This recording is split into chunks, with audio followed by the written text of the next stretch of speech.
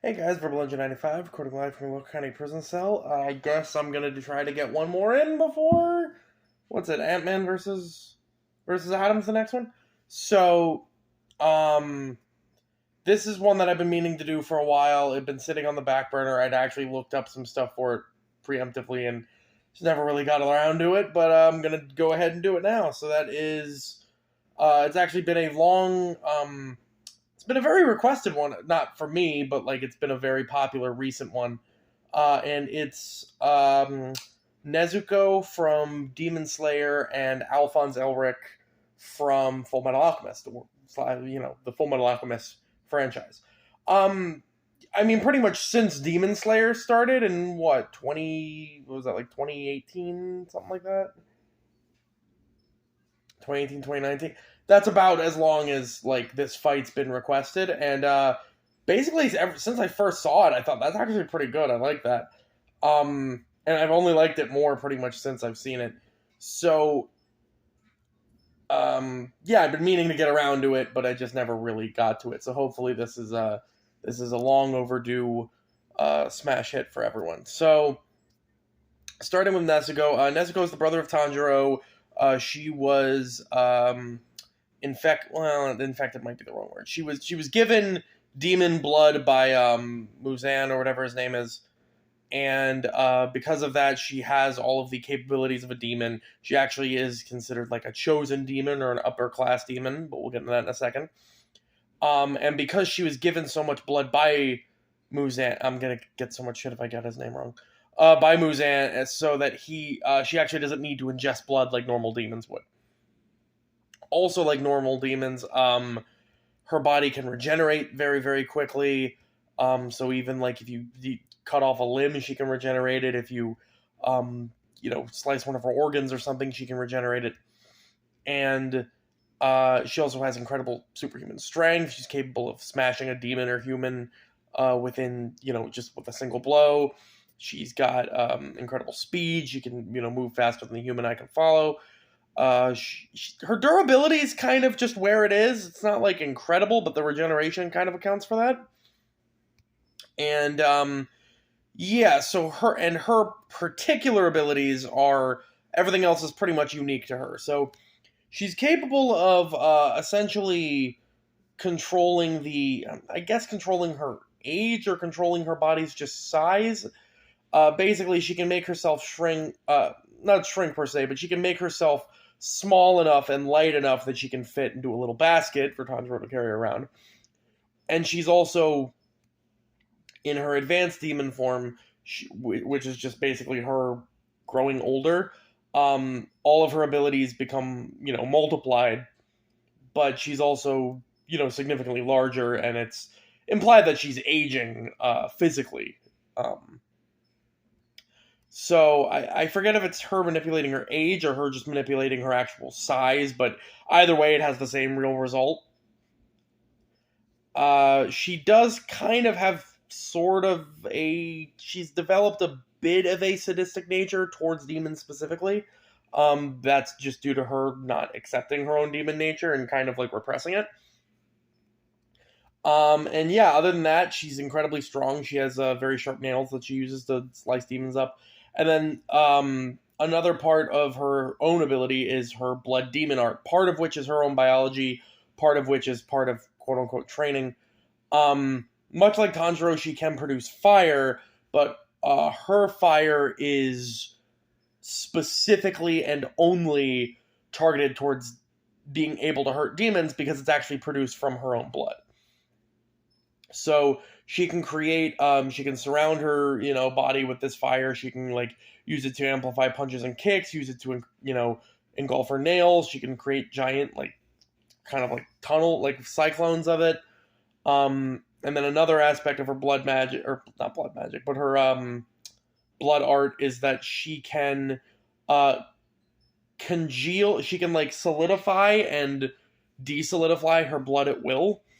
So when she, for instance, loses a limb, and it would go flying in another direction or something, she can actually instantly solidify the blood so that she can reattach the limb and it regenerates almost instantly. I did say that her regeneration is very good, but it's not. Only certain demons can regenerate literally instantly. Like if you cut off a limb, then it grows back right away.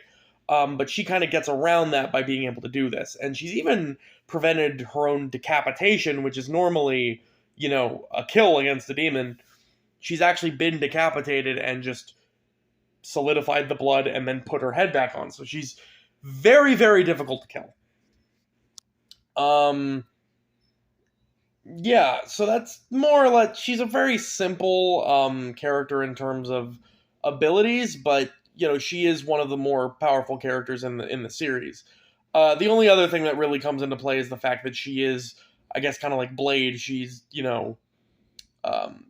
conquered the sun, as they say. She can walk around in sunlight, whereas most demons can. She's not. I think it's just called resistance. Like, she's not completely immune to sunlight, but she can, like, survive in it. She doesn't, like... I think it's, like, her eyes or something are kind of turned off by it. And speaking of which, like most demons, she also has an enhanced sense of smell, enhanced sense of vision and whatnot. So, yeah, she's very capable demon character. And then Al, and for those of you who didn't pick it up, the theme of the fight is basically, sibling gets transformed and has to fight to, become normal again. It's a little niche. I'll probably word it something different in the description, but, these two basically have the same role in their story. They're a sibling that, gets taken away, and then the other sibling ends up spending the entire series, trying to, rescue them and bring them back. So Alphonse Elric, alongside his brother Edward Elric, the protagonist, and also a character in Death Battle at one point. Alphonse Elric lost his physical body due to the two trying to bring their mother back with human transmutation.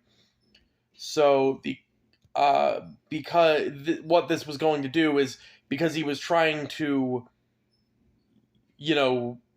bring back a human soul, he had to give up his human body. So his brother Edward, as a result, was forced to transfer and seal Alphonse's soul into a suit of armor. Right? So now his soul actually lives inside the suit of armor. He can move around in it as if it were his own body. And this comes with a few advantages and disadvantages. The advantages is that he gets a lot of physical properties that wouldn't normally apply to a human. His quote-unquote body is made of metal. He can't feel the sensation of touch, so he's actually pretty much immune to pain. He's pretty much immune to, any sort of, like, hot or cold. And, his body being made of metal means he has a lot of durability. He can hit you really hard and whatnot. The primary disadvantage, I would say, is that he has a seal on the back part of, I guess, the neck area of his armor, or himself, I guess. And if that seal is removed or damaged, even by something as simple as just water, because it's drawn in blood, I think, then his soul no longer is connected. It's his soul's tether to the armor, right? So his soul just kind of vanishes, right? And the armor becomes inanimate again. But A, being a suit of armor, makes it a little harder to do that. And B, he's not just a walking suit of armor. He is also a very, very well-trained fighter. In fact, Edward even said that he, has never beaten him in a hand-to-hand fight because their teacher, a master alchemist, had also, had a philosophy of being well-fit and well-trained in order to discipline yourself. So he is an expert hand-to-hand fighter. And in addition, he's also a very, very high-level alchemist. He's, rivaled only by a few characters in the show that, in terms of, traditional alchemical and scientific knowledge, which directly translate into his ability to perform alchemy. And the only most of the characters that have beaten him in that regard are characters that kind of like cheat and use like Philosopher's Stone or have like alternative methods of using alchemy. Like unlike most alchemists, he's capable of actually just performing alchemy by putting his hands together instead of drawing a circle and whatnot. Kind of like Edward. Unlike Edward, in the case he does need to draw a circle, most alchemists need to be physically touching the circle in order to use it, but he can actually do it from standing a couple feet away from a circle, so he doesn't need to be in direct contact with it in the event that he does end up making a circle. But since he can do it by just pressing his hands together, bippity bam, he doesn't need to actually do that very often. Though most alchemists have done it, a lot of alchemists have done it, either find a way around that by, like Mustang, by putting it on his gloves and whatnot, or they have just drawn a manual circle as a last resort in order to use it. And even in, again, amongst people like Edward, who are technically more quote unquote gifted, he's actually excels in, again, he actually, I think it was in the state alchemist exam before he had to drop out of it, he actually had finished the writing section, which they state in the show that a majority of applicants don't finish, and Edward included. So he is well versed in his own sort of means. He doesn't have the sort of creativeness that Ed has, but he has the, he is, I guess, the technically smarter of the two. And there's a few other things you could take into consideration, perhaps like the Philosopher's Stone, since he did use one at one point. Whether or not he keeps it on him or is different. If that's the case, then a Philosopher's Stone, amplify his alchemical abilities multiple times over. I didn't really go over what the alchemy was because I'm assuming most people are familiar with Fullmetal Alchemist, but just in case. In Fullmetal Alchemist, alchemy doesn't mean like mixing together some chemicals you don't know about and making something happen that you think is something else.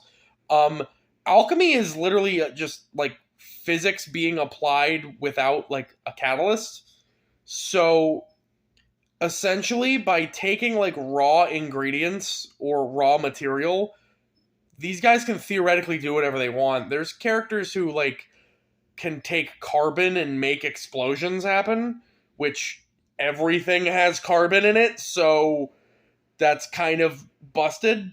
There's characters that, so like by putting his hands on the ground, he can reshape the earth. They put into a philosophy that it's like it's the understanding, deconstruction, and reconstruction of matter. But essentially, these guys can touch the ground and make constructs out of it. He's made giant spikes happen. He's put domes around people. He's had giant, pillars just formed. And he's actually very clever with it. Not to a creative degree, but he is just very, like, usually one step ahead of his opponents. But that is, like, there's alchemists that can affect the air pressure, by touching the oxygen in the air. There's alchemists that can freeze people by, like, freezing the liquid in their body. There's alchemists who, specialize in metal. There's alchemists who specialize in fire. There's alchemists who can, like, touch water and make a bunch of shit happen. It's really, like, whatever the hell you want to happen, as long as you understand the science behind it, it happens. It's really bullshit. It's like Chakra or, Ripple or Hado or Nen or all these other powers that just like, we just say that this is the thing and now literally anything can happen. Yeah, that's basically alchemy in this show. So when I say his alchemy gets amplified, that's not to be taken lightly. This guy can perform miracles and shit because of this. It's been stated that he could just make himself a new body with it if he had wanted to.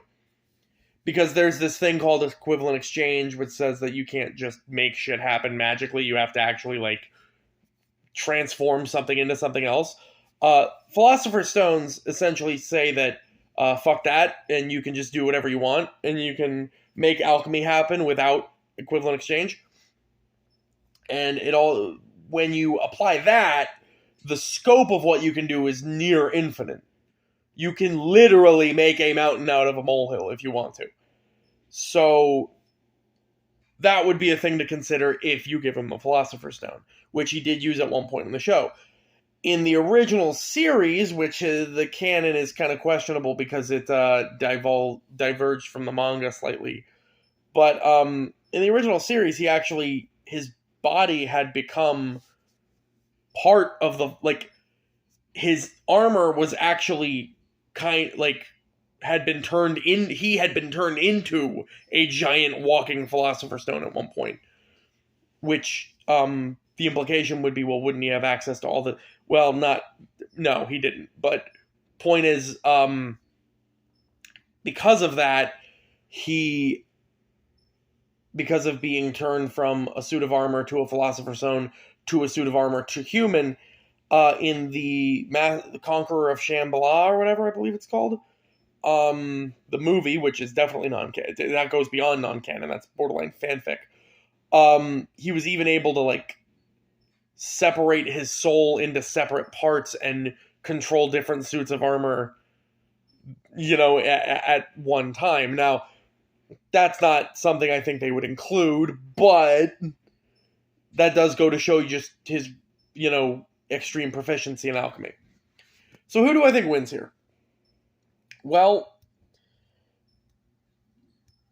Nezuko is definitely stronger and faster, right? Not completely, dominant in this case, but definitely I would say stronger and faster.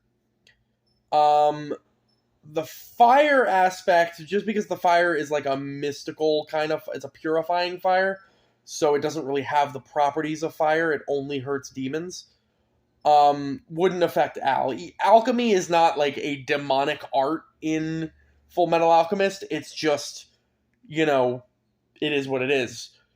So he wouldn't really be affected by that.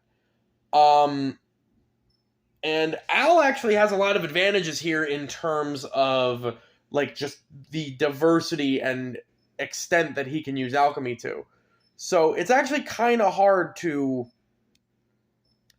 and both of these characters have pretty much nigh endless durability because Nezuko can regenerate her limbs, but Al can reshape the metal that his suit of armor is made of.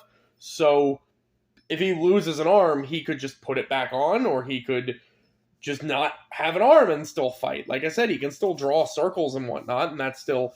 And this guy's very, very good at booby trapping, as his fight with Greed, or not Greed, with Pride showed that he's very, very crafty. So he'd definitely be able to outsmart Nezuko, especially, and as a hand-to-hand fighter, he'd definitely have the advantage, aside from being physically less capable. So really the only question is, a lot of these things are in Al's favor. The only problem is he has that glaring weakness of the mark. Now, Nezuko wouldn't know about that. She wouldn't be able to really capitalize on it, I think. And even if she did see it, she wouldn't really understand it. So she would either have to land a lucky blow, which they wouldn't really consider in terms of the overall factors, or she would have to completely destroy Al to the extent that she would inevitably hit it anyway. So really, this isn't a fight that one of these characters, and I think Al has to do the same to Nezuko, honestly. So this isn't really a fight that one of these characters can, just get a lucky shot in and win. They have to completely destroy the other. So in that regard, I think Nezuko has the advantage. Just because even though Al can still survive and even still perform alchemy, he's still very, it's a lot more trouble for him to get a hold of his limbs and then use alchemy to reshape them to his body than it is for Nezuko to almost instantaneously regenerate. So it is going to be, even with his alchemy, without an understanding of what Nezuko is and how to beat her, specifically with what her weaknesses are as a demon, which aren't even that many, he's not going to be able to really... Like, he's crafted bombs and flashbangs and stuff, but even then, he's going to have a much harder time completely destroying her than she is with him. So, the fact that being, like, having his arm chopped off does actually kind of cripple him, at least temporarily, I think that that's too much of a disadvantage. Otherwise, he has pretty much every advantage in this fight, I think. Aside from the strength factor. And speed factor, for that matter. So, yeah, I'm going to give it to Nezuko, actually. I was beginning this thinking that I was going to give it to Al, but actually I'm going to give it to Nezuko. So anyway, hopefully everyone liked this. Yeah, Verbal Engine 95. See ya.